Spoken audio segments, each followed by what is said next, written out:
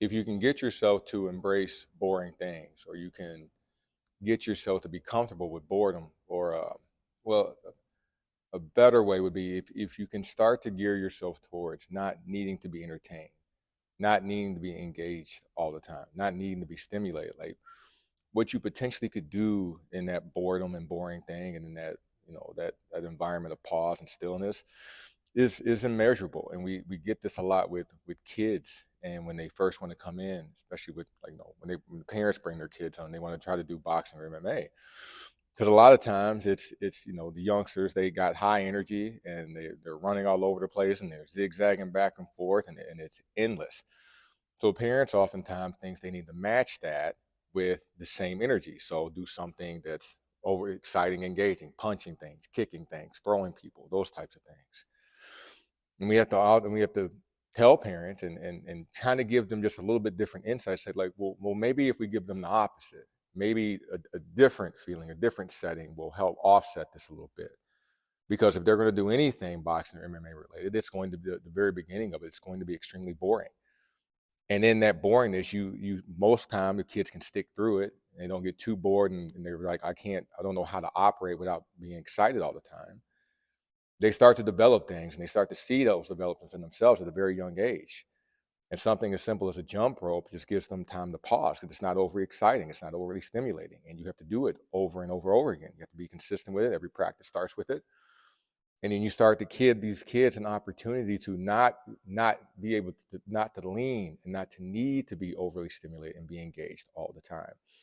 That potentially can be a crutch, and it can be a weakness, because if you can't consistently fulfill that level of intensity and that level of an energy and that level of engagement all the time, you start to fail. And that's not just for kids, that's for adults too. In our industry, when we market and advertise, what do you usually see? You see big rooms with a lot of people sweating and getting after it, and they're all laughing, they're having a good time. It's a big group, a lot of loud music and those things, and it's a wonderful environment, and it's wonderful if you can duplicate it over and over again. It's like when you see, some fitness gym or something like that, it'll be like, hey, we're all meeting in the park, and there will be like 100 of us strong or something, like there's some big large number, and that's wonderful to bring all that community together. But okay, so we're doing this one time, or we're doing it once every Sunday. Okay, so what's the plan the other days of the year? What's the plan for the days when that's not going to be available? When I'm not going to have a giant audience, I'm not going to have a giant group of people who are going to cheer me on. Like, what's the plan then?